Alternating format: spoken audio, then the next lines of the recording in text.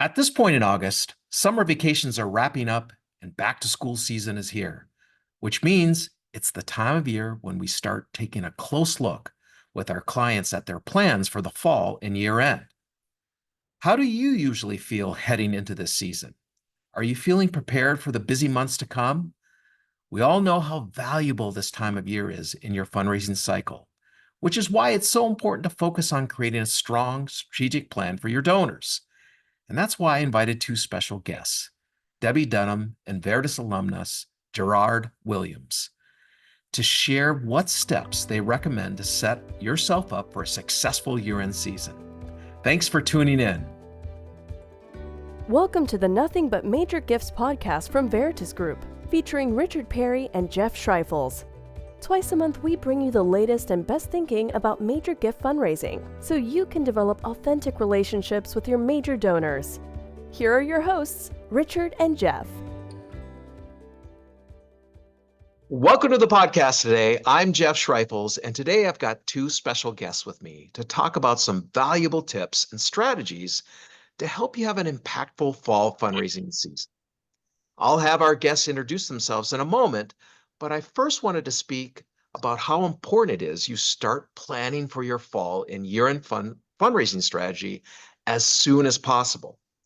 Back in my direct response days, we would start planning for the fall months way in advance.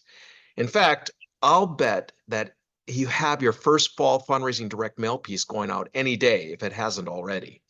Direct response agencies know they have to plan well in advance to have the greatest impact during the biggest fundraising season of the year. Yet, so often fundraisers don't get started quickly enough or know what to focus on, or when it ends they feel up rushed and not strategic about what they're doing. And that's what we're going to be helping with you today. And with that, I'd love for my guests, Debi and Jarrod, to introduce themselves. Debi, let's start with you. Hi, I'm Debi Dunham, and I am a client experience leader with the Veritus Group. And I've been with our company for 13 years now, almost. And I love this work. I've been in development 30 plus years. And to me, the best part is, working with clients all over the country and working with their fundraisers, helping with strategies and ideas. But the best part to me is when the fundraiser shares a passion of the donors, a program, and then that passion and program align, and that beautiful thing, magical thing happens when the donor says yes. So yeah, awesome. Jarrod. Yeah. Hello, everybody. My name is Jarrod Williams. I'm the Director of Development and External Relations for the Urban League of Greater Pittsburgh and a proud graduate of the Veritus flag, focusing on major gifts here, individual giving, corporate giving, and foundations, and leading our fundraising team and external relations team. I'm just awesome. very glad to be with you all today and looking forward to our conversation. All right. Well, thank you both so much for being here. I want to separate today's conversation into two pieces, I think. So fall fundraising and year-end fundraising, because where you focus your time and energy differs when it's September or October versus November or December. So let's start with what fundraisers can be doing right now in the next few weeks to make sure they're set up for success. Debi, why don't you start?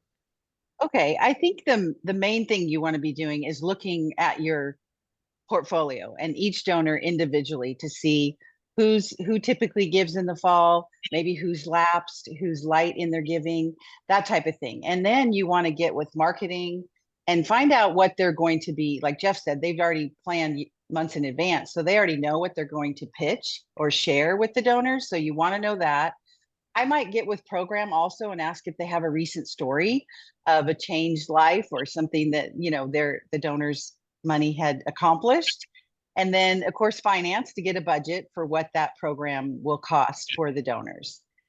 So I think something that I'm always looking at with fundraisers is if they have a fiscal year end of, say, September 30, we're looking at, okay, who is behind from last year, lapsed, and then who is maybe, and they haven't given at all, or who's light in their giving. Maybe they typically give 5,000 and they're only at 2,000. What can you do to kind of engage them again and to possibly give a gift that covers that loss or that attrition. Because we want to obviously lower attrition rates. So that's something I often, focus on as well. So we always look at that negative variance. And then a big strategy that a lot of my clients are doing is just a touch base phone call, a check-in saying, how was your summer? What are your kids back in school? Just a simple check-in call. Matter of fact, one of my clients is doing a Smile and Dial campaign, and they are basically picking up the phone, smiling as they call, and just thanking the donor for their support. And I will say a lot of them are having success in, number one, connecting with donors that they don't have a deep relationship with. The donor's like, you're just calling to check in. Secondly, a lot of donors give a gift after that phone call is completed. And then third, you kind of get top of mind for those donors in anticipation of the year-end giving. Awesome. Yes, I think too, you could do what we call a lapse light letter, and just send it to a group of people that are in that category, where you say, last year you were so generous in giving us 4,000. Would you be open to considering a gift in the next couple weeks? We don't typically say, hey, our fiscal year is coming in to an end, we have an urgent need, we're behind. You don't ever want to say that, but we definitely kind of just a little kind reminder. And at that time, people either give or they write back and say, you know what, our business is struggling, we can't do it this year, but count on us for next year. So you really get that connection, and you get to find out what a donor, where they're at in their giving. Awesome. What about go ahead. What are you doing with your managers at this point? If you're a frontline fundraiser, how are you talking to your managers right now? Well, and that's a great point. I think that you got to remember around this time, depending on what year your organization is, in the fiscal year or calendar year, it's already at the end of a quarter, right? We're already invested 3 months. So, having a conversation with leadership about where you are in comparison to the plan that should have been designed previously, right? That's important, because it's all about making the adjustments if need to be. That's quite a bit of time. We're talking about 3 months. So just making sure that people are being held accountable to the plans that they set, and as well as the expectations, right? And already being mindful about what your end of the year communication is going to look like. I know we're going to talk about that later on in the call, but already starting to design some strategies and some communication that's going to funnel into that to really kind of make that a smooth transition in. That is a busy time of the year. But it's important that you are starting to be mindful about those things as you kind of reach the end of the year. But accountability and making sure that there's clarity around what adjustments that need to be made within the year. Very good. I like that. Because you give your manager kind of a heads up. If the donor has told you, I can't give 100,000, they're then aware of they need to make the adjustment. So that's really good. Yeah, never have a surprise, right? Right. Yeah. Right. And I would use an analogy like sports. Most sports are kind of broken down by quarters. And I think that we approach our work in the same way. A coach will always kind of bring their players on the sideline at the end of every quarter and say, hey, this is working, this is not working, this is what we need to change, what we need to do, et cetera. That's good. Same concept can kind of happen with us as fundraisers. Yeah. That's good. I love that. I know another thing that some of my fundraisers do with their A donors that they're more connected with is they send a story once they ask about their summer, and I'm sure the donor will ask them.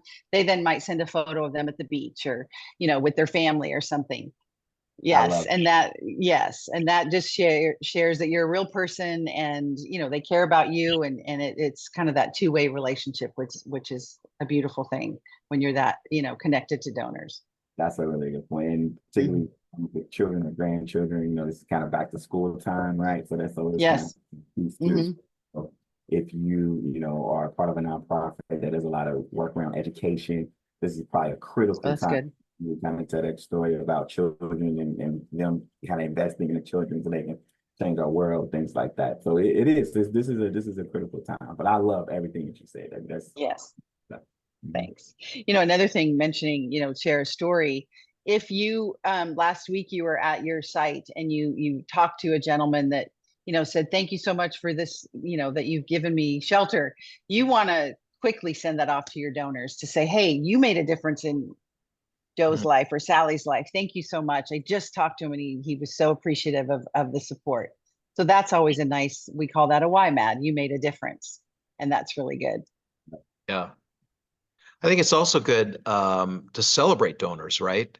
Their gifts so far this year. And it's a good That's way true. to get in connection with them and to set them up for the year end. But yeah, so celebrating would be good. And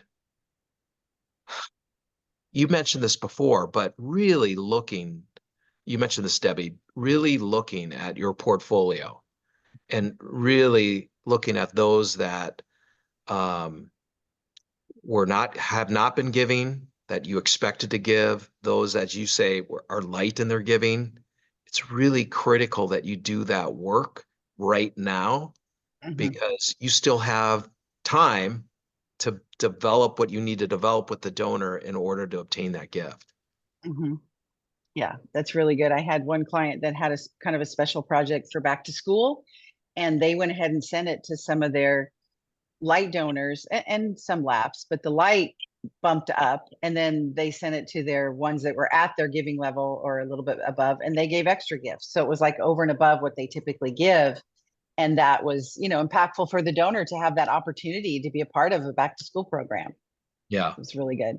That's one thing that I really, really love and appreciate about the Veritus way, right? It forces you to really analyze your portfolio and create a customized experience for each donor that you have, right? Because I think a lot of times we tell you make the gifts work. We get so picky, we're just trying to secure the gift. We're not really paying attention to the way we interact before. We know we're ready for the acts. We know we're ready for the stewardship. But what about the process even pre all of that, right? So I think the Veritus way kind of forces you to have that 12-month plan, right? That really kind of makes you have that clear communication and true next of what it looks like with the donor relationship. So I just have a great appreciation for it. Again, I'm a proud. Thank you. You're a scholar. Yes, you're a Veritus scholar. It is very, very, very effective. So one of the things about having a plan is also that you can adjust those plans, especially if you have a number of donors that are behind or light, as Debbie was talking about. So Debbie, what are some of the things that you can do to adjust those communication plans to donors? Well, I think if, let's say you make a phone call to the donor just to check in, and it does turn to their giving, you could just maybe do an ask over the phone and say, last year you gave this, are you open to helping us again? You could do that. And I would, obviously adjust the touch point around that.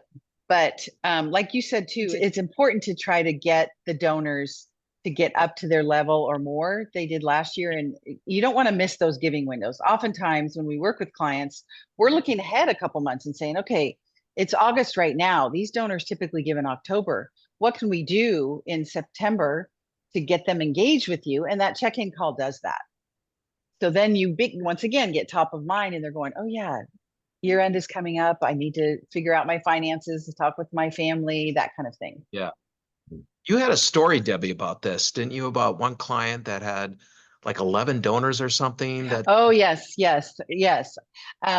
She had 11 donors that she had never asked for an increase. And I kind of dug a little deeper, and she said, well, they've always given this much every year. And, one family is struggling with their business. Another family sent 2 years kids to college.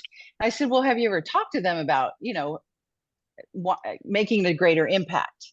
And she said, no. And I said, well, let's try it. So she did. She called them first and asked if she could send some information. And they all said yes.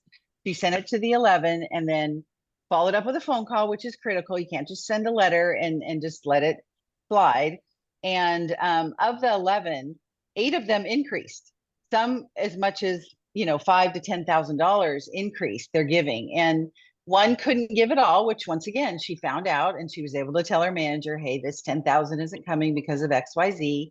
And then the 3 retained, they stayed at the same level. So it was good. And she was a firm believer. We did, prior to this, we kind of role played those conversations because she was a little nervous because she had, and that's not unusual. A lot of our fundraisers will say, well, they've been so generous giving 100,000. Isn't it like greedy to ask for 150? And I'm all, no, because you're providing them an opportunity to get more joy in their giving and philanthropy and make a greater impact. Yeah. I love that. Yeah. Okay, so let's look at year end now. And what are some of the things to focus on in late November and December? Debbie, why don't you start? In late November, well, can we back up a little bit and talk more about October, November? Okay, because I really think it's important to do some, like I said, the calling. And if you need to see a donor in December, by October, you want to be sending them something related to what you're going to ask them for. Yeah. A project that they care about, that you hopefully by now know what they care about and they're interested in. So I would do that as a YMAD touch point related to something you're going to ask for. And then in November, and this is something not a lot of nonprofits do, is we send Thanksgiving cards, a simple, thankful for you and your partnership, and then a nice note on the inside, because we all do holiday cards, and some from the CEO, some from the president, the ED, and then you do a personal one. But there's not a lot of organizations that do a handwritten, hand addressed, real stamp Thanksgiving card. And I've even had clients tell me that the people call them and thank them for the Thanksgiving card. And, you could put it on your letterhead, you can do a note card, or you can design them, doesn't have to be hokey, but you can find them on Amazon. And one of my clients sent me a link to them. So it's really a nice touch to just say, we're grateful for you and your support. Yep. Yeah. And I think it's a good one to really force yourself to be really donor centered. Something that I do at the end of the year and around that time, I really try to reflect on my experiences and my relationships that I have with each individual donor, right? And that's an opportunity for me to really, really genuinely share my value and appreciation for what they do for the organization, and most importantly, what they do for the community, but also what they do for me as well, right? Because you want to be authentic and pure kind of in that relationship. So I make sure that I write pretty extensive personalized notes. Even if it takes me, a week, seriously, I've had a portfolio from 120, 130, folks, right? So you got to be really, really intentional about your time, but it makes a substantial difference, I think, that when you really do that and really put the donor first and really show that value, show that care for them. That's good. That's good. I like that. I think too, then, October, you do the touch point, November, a Thanksgiving card, but in November, you're calling them to set up the solicitation meeting in December. Now, one thing you need to pay attention to is that you're focused on those donors that give the most at year end, and if you're prioritizing, you want to get them all, but you want to focus on the largest givers first, so you can set kind of those anchor visits. So sometimes you have donors that you are really comfortable with, and you think, oh, they'll for sure see me, I'm going to get that appointment set on the calendar right away. And that's okay. But you also have to be aware of these other donors that maybe you're not as connected to, but they want to know what you're doing to make a difference. So why not really work on getting appointments with those higher value, less connected donors? And I had one client that said, oh, I've got 6 appointments set up already. And I said, okay, well, who are they? And they were kind of B's and C donors, which is not bad. It's not about the money. It's about relationship. But I said, well, what about these? Well, I'm kind of nervous. Do you think they'll want to see me? And so we kind of talked through some of her fears. And I, once again, kind of role played and gave her some verbiage. And she had success. And now she sees them, each year. So I think that's important, to really kind of face your fears and keep in mind that donors want to give more than you can ask, I think. And, I think it's important to give them an opportunity to meet with you in person. Yep. And I think it's important also too to be flexible around this time of year too, because there is most donors traveling and they want to see family and just kind of things like that. So I think it really pushes you as a frontline fundraiser, is that you'll be making solicitations, but they may look different than the way they have in the past, right? You may not be able to get an appointment, but you may be able to get a phone call, you may be able to get an email from them. That's true. Have the ability to kind of make you living a donor in a different type of way, because it's a busier year. But even more back to what Debbie was talking about, that's why it's important. The pre-communication, back in October and things like that is important, right? So you can already tee the donor up for, So. Yeah, that's good. That's good. I think too, you can also look at your portfolio and say, okay, I have almost a full caseload, but I still have about 10 donors to try to qualify. And a lot of times year end is a good time to do that because most donors know they're going to hear from nonprofits. So they may respond to your intro letter. So we really suggest, if you're in that, or you need to kind of re-up your intro process, go ahead and try to do that. I don't recommend doing, 4 or 5 batches in December because it gets lost in a lot of the, other mail that donors are receiving. But I do think if there's a select group, I'm going to really try to get this $30,000 a year donor. I think they're more apt to respond to you. Yeah. Yeah. Oh, and Debbie, you have this strategy for between Christmas and New Year. Why don't you talk about that a little bit? Okay. Well, let's say you've gone through December 15th is typically when most people kind of check out and say, I don't want to talk to anyone. But there's donors that you haven't been able to connect with, and you put together a proposal and send it to them and they don't respond. You put a response envelope in there and you haven't heard from them. I like to create just what I call an echo ask, and it's a letter, short, 1 page, a couple paragraphs that kind of recaps what they received, and just say, hope you had a lovely Christmas or holiday and you're enjoying time with your family. And you may have seen this note, but there's still time to give. We have a week left, and then drop it typically the day before, like maybe the 23rd, so that the day after the 25th, they're getting this letter when they're sitting around looking at their Christmas cards and family and stuff. And so then the next step is call that week, the week after Christmas, because when I was a frontline fundraiser, I used to raise a bunch of money. They go, oh my gosh, I'm so glad you called. Here's my credit card. Or I'm putting the check in the mail today. Will you call me when you receive it? Will it go in by December 31st? So I think it's important, even if some of our clients have time off, but they keep their cell phone on and the donors have it, and they will take the calls from the donors. So that's been a real effective strategy.